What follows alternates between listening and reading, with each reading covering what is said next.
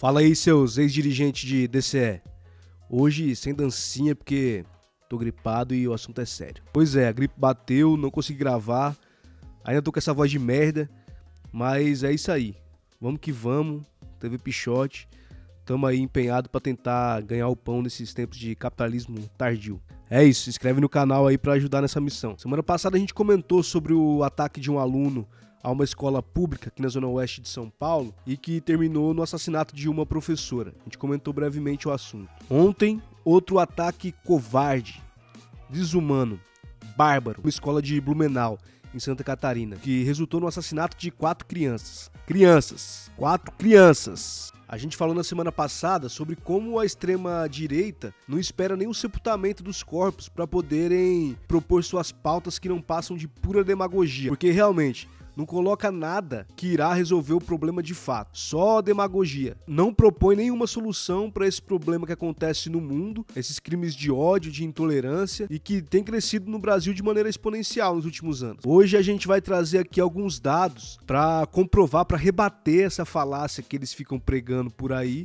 Mostrar que é pura demagogia, cara. E a gente nem vai muito longe. Vamos no país aí que eles idolatram, que eles elegeram como o berço da democracia ocidental, o país da liberdade, o país da prosperidade. Vamos pegar alguns exemplos dos Estados Unidos da América para mostrar que tudo isso aí que eles propõem não passa de falácia e demagogia. E vamos derrubar esse argumento torpe de que armar a população e reduzir a maioridade penal ajuda a combater esses crimes. Vamos falar também dos motivos pelos quais esses acontecimentos não são fatos isolados, mas são consequências de um projeto político de poder. Lembrando que a TV Pichote é gravada e editada pelo Guto Fofão e que conta com a colaboração de pauta do Roberto Nascimento. Se inscreve aí no canal e ajude esses 3 desvalidos a levar o prato de comida para casa. A extrema-direita, de maneira geral, e principalmente que a gente tem visto aí no Brasil, tem apenas 2 propostas que, segundo eles, iriam impedir casos como esse de acontecer. Só 2 pautas que eles ficam repetindo aí em tudo quanto é canto, 2 bandeiras aí de luta deles que faz tempo, e falam no Congresso, falam na TV, falam na mídia, falam o tempo todo e repetem aí a miúde como se isso fosse tornar um fato. Eles só sabem falar em redução de maioridade penal e armamento da população civil. Agora vamos ver onde isso é aplicado de fato para ver se funciona. Como eu tinha dito, vamos pegar como exemplo a nação que eles idolatram, da qual eles realmente são patriotas, a nação que eles amam, que é os Estados Unidos da América. Só para contextualizar, que os Estados Unidos é um país de estados confederados, ou seja, ele tem uma Constituição Federal de base, de princípios. Legislações mais específicas, elas estão na Constituição dos estados. Então pode ser que de um estado para o outro haja alguma diferença em algumas legislações. Agora, no que diz respeito tanto ao armamento da população civil quanto à maioridade penal, a diferença vai ser mínima. Até porque os estados mais progressistas, eles são muito conservadores. E ambos também têm que respeitar alguns princípios que estão ali na Carta Magna. A gente não vai falar sobre a especificidade de cada estado, porque, por exemplo, na questão da redução da maioridade penal, a grande maioria está ali entre 16 e 18 anos. E 12 anos para crimes graves, como assassinato, estupro. Agora vamos ver alguns dados aqui sobre essa questão. Segundo o Small Arms Survey, que desenvolveu uma pesquisa para estimar a quantidade de armas de fogo que circulam em cada país, a estimativa é que nos Estados Unidos circule 120 armas para cada 100 pessoas. Os Estados Unidos é o único país do mundo onde tem mais arma do que gente. Para cada 100 pessoas, existem 120 armas. Não existe nenhum outro país do mundo. Não tem nenhum outro país do mundo em que a quantidade de armas seja maior do que a população civil. Não dá para discutir que tanto na questão do armamento da população civil e da redução da maioridade penal, os Estados Unidos da América aplica as ideias defendidas pela extrema-direita no Brasil. Menor de idade na cadeia e população civil armada. O é que esses índices de alta punição e de amplo armamento da população civil norte-americana, defendida pela extrema-direita no Brasil, para impedir casos como esse que aconteceu ontem em Santa Catarina, não são suficientes para livrar os Estados Unidos de ser o país que mais registra esse tipo de atentado. Vamos lá. Segundo o The Gun Violence Archive, o Arquivo de Violência Armada dos Estados Unidos, só nesse primeiro trimestre ocorreu o seguinte: 4.529 mortes por arma de fogo, 8.085 ferimentos por arma de fogo, 135 tiroteios em massa e 197 crianças baleadas. Velho, são 135 atentados com arma de fogo em massa pros 3 primeiros meses de 2023. 135. É quase 10 vezes mais do que o Brasil teve em 20 anos. Os Estados Unidos, em 90 dias, teve 135 massacres. É mais de um por dia, brother. É uma média de mais de um por dia. Aquilo que aconteceu ontem, que chocou o Brasil ontem, acontece com média de mais de um por dia nos Estados Unidos. Aconteceu esse ano, em 3 meses. A reportagem saiu faz 3 dias aqui. Acho que foi no dia 2 e no dia 3. O caso número 131. De lá pra cá aconteceram mais 4. Caralho, velho. E isso com a população civil amplamente armada e a maioridade penal pra 12 anos pra esse tipo de crime, meu amigo. O cara cometeu esse crime aí com 12 anos lá nos Estados Unidos, vai pra cadeia, pode pegar prisão perpétua. Isso aí tá impedindo os caras de fazerem? Pelo contrário, tá fazendo 10 vezes mais do que a gente fez em 20 anos. Isso aqui, brother, é uma comprovação empírica, tirada da realidade, de que redução da maioridade penal e armamento da população civil não funciona pra impedir casos como esse. Não é disso que se trata, não é assim que a gente vai impedir que um desastre, uma bosta dessa, uma desgraça dessa aconteça, velho. Não é armando o professor que a gente vai impedir. O que a gente tem aqui são dados tirados da realidade que comprovam por A mais B que essa política de armar a população civil não funciona. Como disse esse Hélio Beltrão, esse canalha, publicou ontem no Twitter dele, não funciona. Seu canalha, você é desumano, cara. Você é desumano, Hélio Beltrão. Não funciona e você sabe que não funciona. Porque tá aqui, ó, retirado de um argumento empírico isso aqui.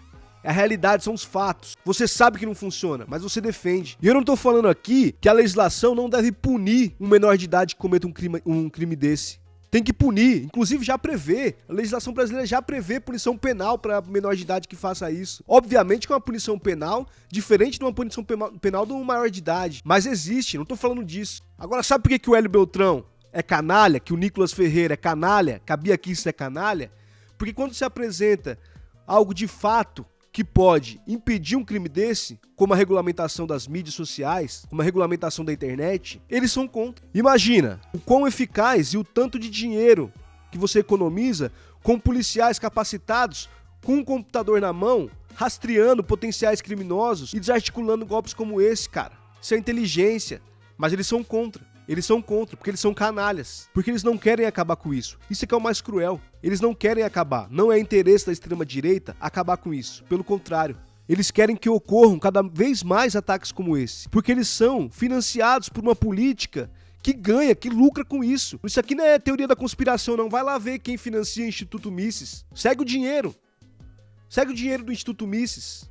Os Estados Unidos financiam células de extrema-direita no mundo inteiro para defender a ideia ultraliberal maluca, para defender a população armada, porque o complexo industrial militar norte-americano é a única coisa que mantém eles competitivos do ponto de vista industrial em relação à China. Então eles sobrevivem da guerra. Eles sobrevivem de atentados que matam pessoas inocentes, da guerra. E só por isso eles não perderam ainda a sua hegemonia geopolítica mundial. Por isso que eles não resolvem nenhum problema deles próprios. Pelo contrário, por isso que só aumenta. Por isso que só aumenta o número de atentados em massa com uma arma de fogo nos Estados Unidos. Porque eles sobrevivem. É a maior indústria deles. Complexo industrial militar. Eles sobrevivem disso. Por isso que eles não têm interesse no fim da guerra da Ucrânia. Por isso que eles levam lá a mulher do Taiwan, recebem ela em Washington pra provocar a China. Porque eles sobrevivem da guerra. E aí eles financiam com esse dinheiro pessoas para defender essas ideias malucas na periferia do capitalismo, na periferia do mundo. E aí vem esses engravatados aqui defender essas ideias malucas. E a consequência disso é o que a gente viu ontem, cara. Isso não é um caso isolado. Isso é consequência de uma política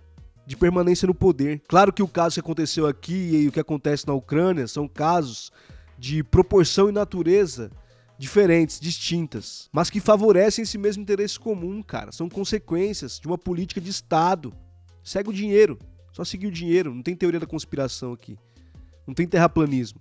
São reflexos dessa disseminação aí de uma ultradireita protestante, neopentecostal, ultraliberal e armamentista no mundo. Você acha que essa galera saiu à toa?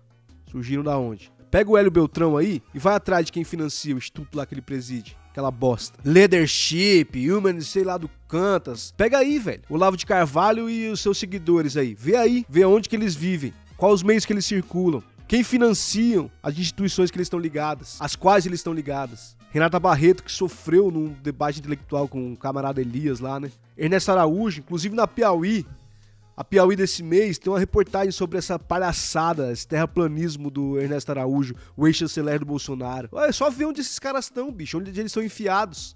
De onde eles recebem dinheiro pra defender essa coisa de armar a população e pregar discurso de ódio, né? Porque isso é reflexo disso também.